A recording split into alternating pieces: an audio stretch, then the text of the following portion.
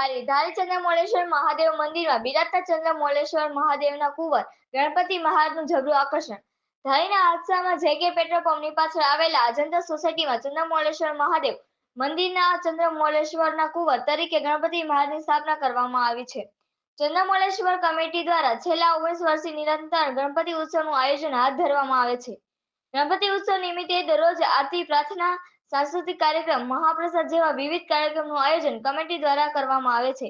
ગણપતિ મહારાજની આરતીમાં ખૂબ જ મોટી સંખ્યામાં અહીં ભીડ એકઠી થાય છે અને લોકોની આસ્થાનું કેન્દ્ર હાલ ચંદ્રમૌળેશ્વરના કુંવર બની રહ્યા છે.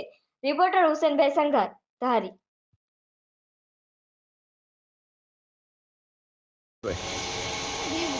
શ્રી ગણેશાય નમઃ. ધારી ચંદ્રમૌળેશ્વરના કુંવર ગણપતિ મહોત્સવ સમિતિ દ્વારા આયોજિત આ ભવ્ય ગણેશ મહોત્સવ, આ ગણેશ મહોત્સવ અમારી સમિતિ દ્વારા અતિ ભવ્યતાથી ઉજવવામાં આવે છે. એનો લાભ આખા ધારી ગામમાંથી લોકો અત્યારે શ્રદ્ધાળુઓ લઈ રહ્યા છે. 2009થી આ ગણેશ મહોત્સવ શરૂ કર્યો અને આજે સતત એના 19 વર્ષ થયા. 19 વર્ષથી આ ગણેશ મહોત્સવ ચાલી રહ્યો છે.